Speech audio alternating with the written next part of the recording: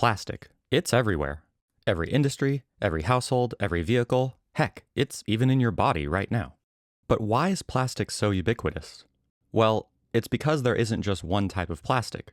There are hundreds of plastics, each with different properties. This allows us to select a plastic with a combination of properties ideally suited for any task. Need a tough plastic for containers? Polypropylene. Need a chemically resistant plastic for pipes?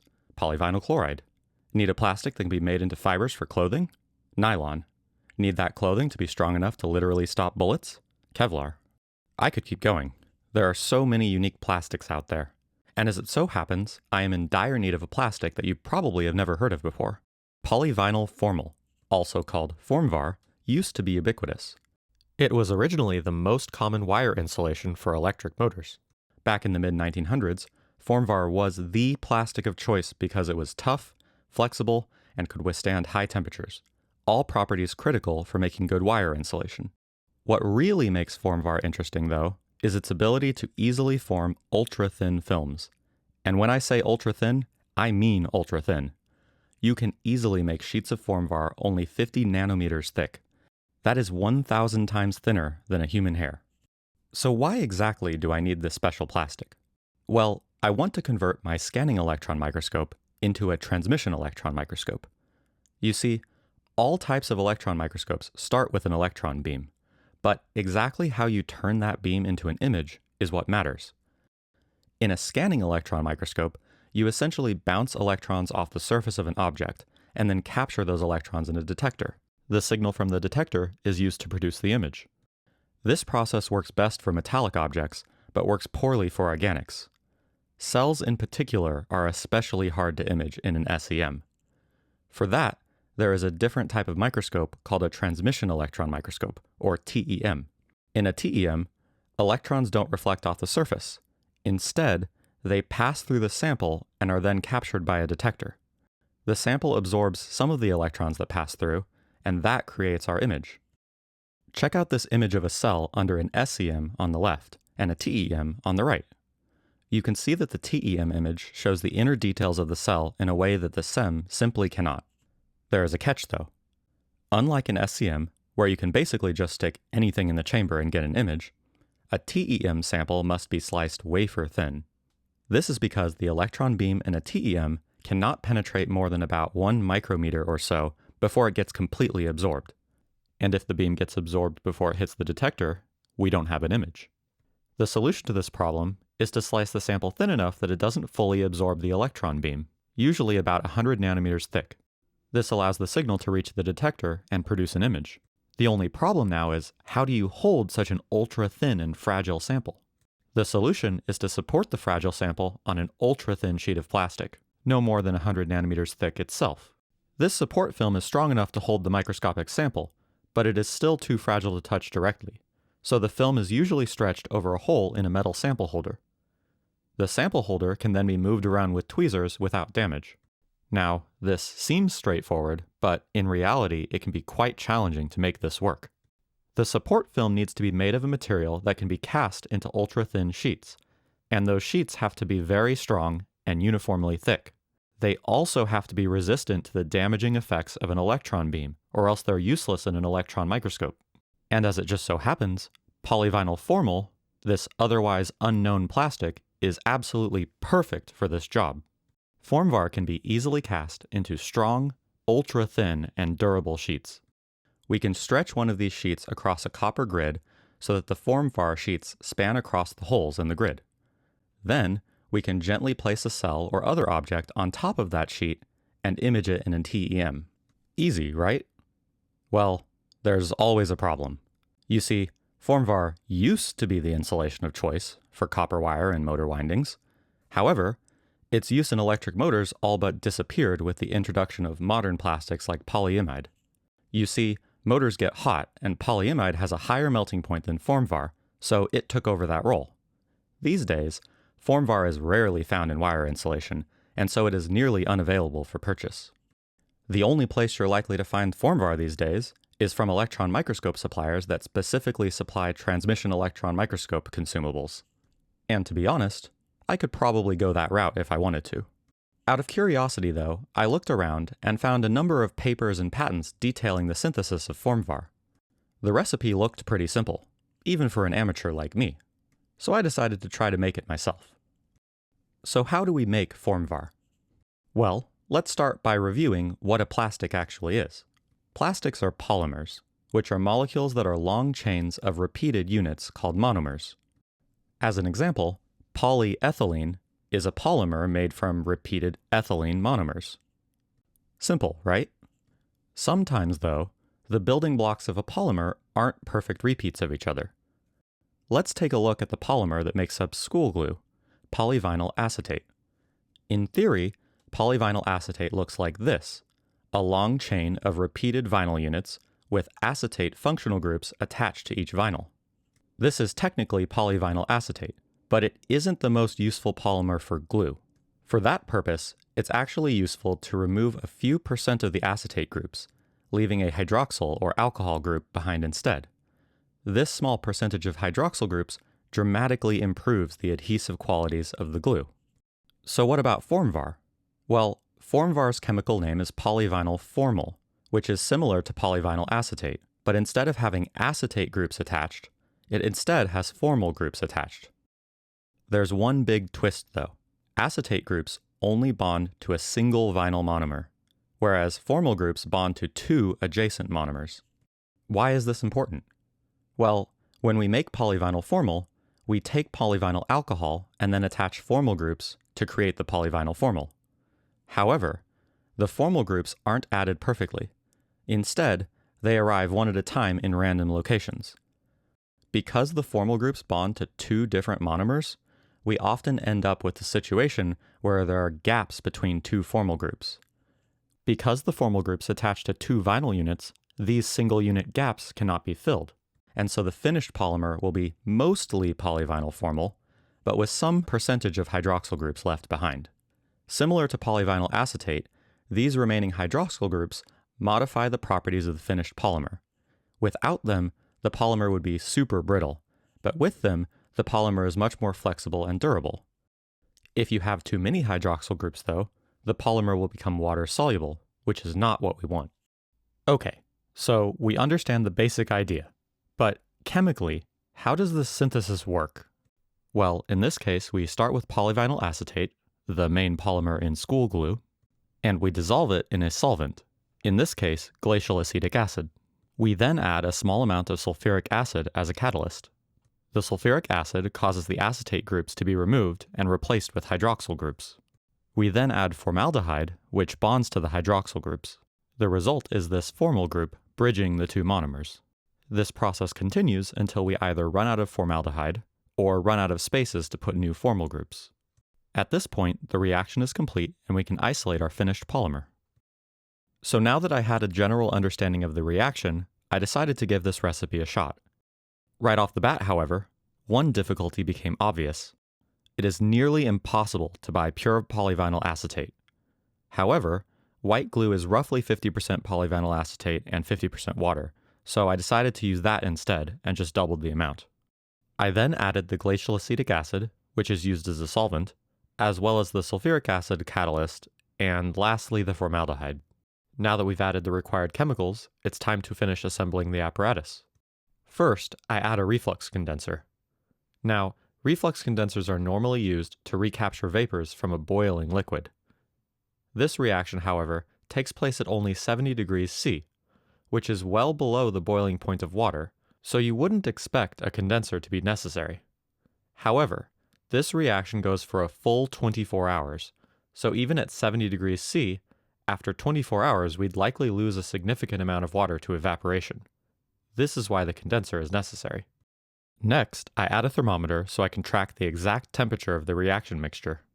I want the heating to be gentle, so I'm using an oil bath rather than directly heating the flask with a mantle or hot plate. I'm also using a thermocouple to track the temperature of the oil bath as well. Now, ideally, I'd have a proper temperature-controlled oil bath, but since I don't, I'm just going to do my best to monitor the temperature of the oil bath and adjust it accordingly. Alright, everything's good to go. Now we just have to wait 24 hours and see what we get. Okay, that's odd. We definitely had a chemical reaction of some sort, but instead of remaining dissolved, our polymer came completely out of solution and formed into a single clump. I drained the remaining liquid from the flask and washed the solid polymer with water several times in order to remove as much of the residual acid as possible. It was at this point that I realized a bit of a logical error. How am I going to get this polymer ball out of the flask? I tried pulling it out with tweezers for a while, but this was going nowhere. I eventually managed to find a small hobby knife that I could fit into the flask, and with a bit of effort, I managed to cut the blob into smaller pieces. It certainly took a while, but I finally managed to get the whole thing out and into a beaker. I could still smell a little bit of acetic acid, so I gave it one more soak and then filtered off the water. The result was this rubbery mass that honestly did not look very homogeneous. It kind of felt like a pencil eraser. I laid the polymer out on a hot plate in order to gently dry it over the course of several hours. Alright, it's time to find out if what we made was actually Formvar. I used a coffee grinder in an attempt to convert the Formvar into a powder. Unfortunately, the Formvar was somewhat squishy, so the coffee grinder wasn't all that effective. Using a mortar and pestle didn't work very well either. Well, let's give this a shot. I have here the dioxane I made in the last video. Formvar as a plastic is not terribly soluble in any solvent. That's kind of what makes it so useful. But it should be decently soluble in dioxane, assuming it's given enough time to actually dissolve. The literature says that it can potentially take 24 hours or more. I left the Formvar dioxane mixture at room temperature for a while, and I didn't really see anything happening. I even left it undisturbed for a couple of days, and I still didn't see much improvement. The polymer I created seemed to absorb some of the dioxane like a sponge, but it never actually dissolved. What is going on here? Well, my first assumption was that the water in the glue was to blame, so I poured some out and let it dry. I then used a pair of kitchen shears to chop the glue into small bits so that it would dissolve easier in the solvent. I ran the reaction again, but unfortunately, no improvement. The result was always the same mass of spongy polymer that wouldn't dissolve in dioxane. I think in total, I tried this reaction about 5 or 6 times, each time with the same results. Now at this point, I was getting pretty tired of this. Remember that the synthesis takes 24 hours, plus the soaking and drying steps, so each attempt was taking several days just to end in failure. It would be nice if there were an alternative synthesis that didn't take so darn long. That would allow me to more quickly iterate towards success. But pretty much every source I read, textbooks, research papers, and patents, showed almost exactly the same recipe for Formvar. However, eventually I stumbled upon this patent from 1948. Inside, it detailed a radically different method for making Formvar, and luckily, the reaction time was only about 30 minutes instead of 24 hours. This might be the break that I needed. Okay, let's give this a shot. I'm starting by assembling a hydrogen chloride gas generator. The gas generator consists of a 2-neck flask and a pressure-equalized addition funnel. In the flask, we add non-iodized table salt, which is just pure sodium chloride. Then, in the addition funnel, we add concentrated sulfuric acid. Sulfuric acid drain cleaner is also just fine. The actual amounts aren't all that important here. Salt is cheap, and any acid left in the addition funnel can easily be reclaimed at the end of the reaction. Finally, I add a gas tubing adapter to the flask, which will allow me to pipe the generated HCl gas to the next part of the setup. This is where the magic happens. The polymer will be created in this small flask here. I learned my lesson from the previous attempts, and so I scaled down my reaction to minimize waste. Unlike the previous reaction, which used glacial acetic acid as the solvent, this reaction uses 1,4-dioxane, which we made in the previous video. I measure out 50 milliliters and add it to the 3-neck flask. Next, we need our starting polymer. We add exactly 1 gram of polyvinyl alcohol to the dioxane. Oh no. I didn't have a proper powder funnel, and the PVA got stuck in the narrow stem. Oops. I guess I'll need to add one of those to the shopping list for next time. Next, we need our formaldehyde. I'm using formalin, which is a solution of formaldehyde in water and methanol. I measured out 0.7 milliliters using a micropipette and added it to the reaction mixture. One of the benefits of this new reaction is the fact that polyvinyl alcohol isn't soluble in pure dioxane. You can clearly see the unreacted PVA powder suspended in the liquid, making it cloudy. Once the polyvinyl alcohol is converted to polyvinyl formal, however, it will dissolve in the dioxane and turn the solution clear, giving us an easy visual indication of the reaction's progress. Okay, it's time to finish setting up the apparatus.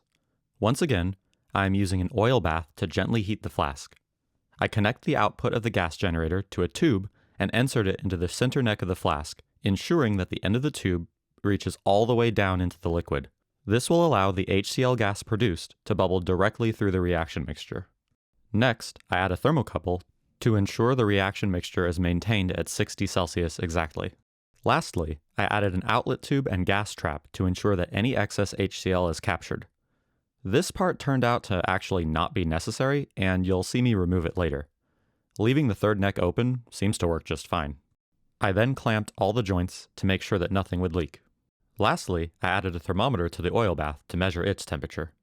Alright, I think that's everything. This apparatus is certainly a bit more complex than our previous attempt. Let's see if it's worth the extra effort. We start by heating the oil bath until it reaches the proper temperature. Once the oil bath is up to temp, we wait for the reaction mixture to stabilize at 60 Celsius. Nice. I open the valve on the addition funnel just a hair in order to allow the sulfuric acid to slowly drip into the salt below. The sulfuric acid reacts with the sodium chloride to produce hydrogen chloride gas, which travels through the tubing and bubbles through the reaction mixture in the 3-neck flask. The hydrogen chloride gas dissolves in the dioxane, providing our acid catalyst that drives the reaction. Now that the reaction has officially begun, I start my timer. For the first several minutes, it looks like nothing much is happening. However, at around the 10-minute mark, I noticed that the reaction mixture was becoming more clear, and the gas bubbles were starting to rise through the liquid more slowly. After a couple more minutes, it became clear that the reaction mixture had thickened up significantly and had turned into a viscous gel. This gelling effect is clearly described in the original patent, so it's a good sign that we're on the right track here. After another few minutes, the reaction mixture somewhat abruptly transitions from a thick gel back into a less viscous, clear, slightly yellow liquid. This indicates that our reaction is nearly complete, because we've replaced enough of the hydroxyl groups on the polyvinyl alcohol with formal groups that the polymer is now fully soluble in the dioxane. Alright, this is really promising. It's been a full 30 minutes since starting the reaction, and it seems like we've clearly converted the insoluble polyvinyl alcohol into a completely different polymer that is fully soluble in dioxane. Now it's time to find out what we've actually managed to produce. We now need to extract our finished Formvar plastic from our reaction mixture. Fortunately, there is an easy method. Formvar plastic is soluble in pure dioxane, but is not soluble in dioxane water mixtures. So all we need to do is dump our reaction mixture into a beaker of distilled water. This sudden change in solubility causes the dissolved plastic polymer to crash out all at once, and the stirring causes it to coalesce into a loose blob of material. This is then transferred to a new beaker with fresh distilled water and stirred to try and leach out any of the remaining dioxane HCl mixture. And this is the result. You can see that unlike our previous polymer, which was a spongy mess, this polymer we've created here is a lot more rigid. It is lightweight, like popcorn, but it's hard and textured, like that stucco stuff they spray on the outside of houses. Let's see what it looks like on the inside. I'm not sure how clear this is on camera, but there is definitely a difference between the material on the surface and the material in the core. I suspect that this is probably related to insufficient mixing. However, I don't think this is a huge problem. I simply use a hobby knife to shave off the good polymer material on the surface and discard the rest. And here is our finished plastic. It's not a whole lot, but it should be more than enough for my purposes, assuming it is actually pure polyvinyl formal, like we intended. The real test now is to see if it dissolves in dioxane.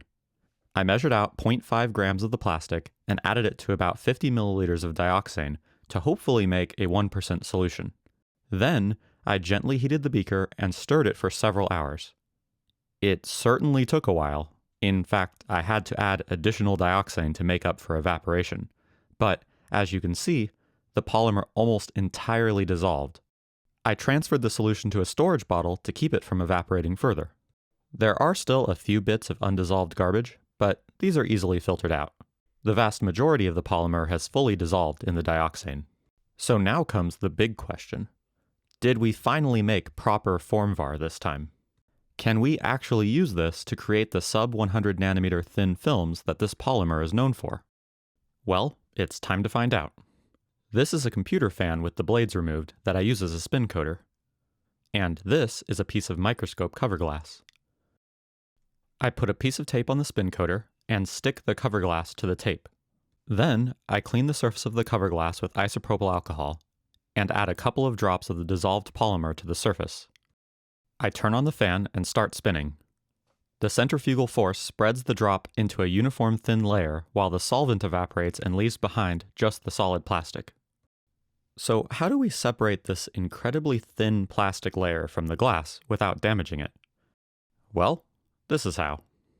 First, we use a knife to score the edges of the glass to make sure the plastic hasn't wrapped itself around. This also gives us an avenue for water to penetrate between the plastic layer and the glass. We also make one final straight line slit across the surface. Now that that's taken care of, we very carefully dip the edge of the cover glass into the water. The water should wick its way in between the plastic and glass and cause it to separate. Whoa, can you see that?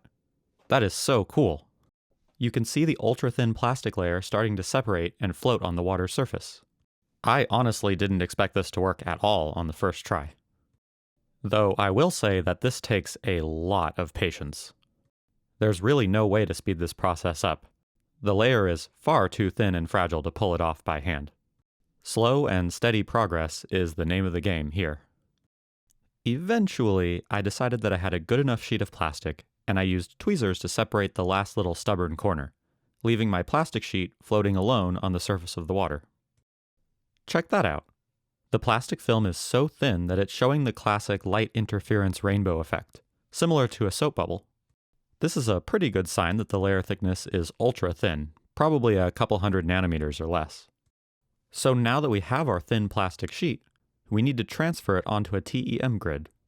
In order to do that, all we have to do is very carefully lay the tiny mesh grids onto the sheet.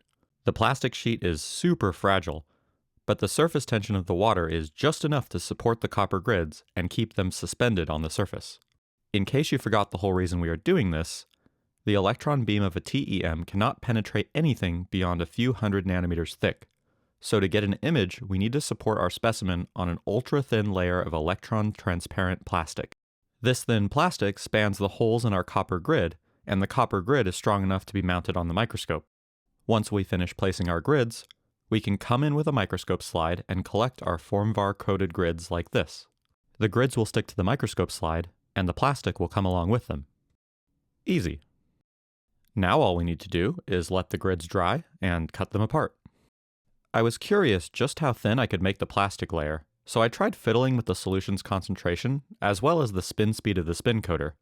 Check it out. I cannot overstate just how hard it was to show you this on camera. This layer is so incredibly thin that it barely interacts with light at all. It looks positively ethereal. I repeated the same process of placing the grids on the sheet and managed to produce another 10 of the coated grids. Alright, that should be enough for now. Once the grids were dry, I carefully separated them with a sewing needle, then grabbed the edge with the finest tweezers I had so as to not damage the Formvar layer. Check this out. The grid on the left is the one with the Formvar layer, and the grid on the right is uncoated. I'm not sure how well it shows up on camera, but you should be able to barely see the film layer on the left grid. Note that there is some excess film on the edge sticking off right here. This will be relevant in a moment. I decided to fire up the SEM and see what the layer looked like. Now, just to be clear, I haven't yet created the component that turns the SEM into a TEM. That will be the subject of the next video. I just wanted to see what the grids looked like under the SEM normally. I attached the grids to a piece of silicon using copper tape and loaded the sample into the chamber. Hey, remember how the internal vacuum gauge was broken before? Well, the good news is, it's working again. The bad news is, I have no idea how I fixed it. I guess that's just how life is sometimes. Anyway, once the chamber was pumped down, I turned on the electron beam. Here is that same grid with the Formvar coating from earlier. You can see here that same bit of excess film sticking off. Interestingly, you cannot really see the film that is stretched over the holes in the grid. I think that that is a good sign. After all, the whole point of the Formvar layer is that it's transparent to electrons. So the fact that it's not showing up in the electron microscope probably means that we've accomplished what we've set out to do. Here is that same grid from a different angle. Check this out. I noticed that a bit of film had peeled up right here. You can see the film, but you can also clearly see through the film layer and see the rest of the grid behind it. This definitely proves that the layer we made is sufficiently thin to be transparent to the electron beam. I'd call that a success. Well, it took quite a long time and a whole lot of patience, but it looks like I finally managed to produce the Formvar that I need for this project. In the next video, I'll be building the actual physical part that converts the SEM into a TEM. I'm super excited to show you that soon. If you want to see that video, make sure you're subscribed here or follow me on Patreon and you'll get notified right when that video comes out. Thank you for watching, and I'll see you next time.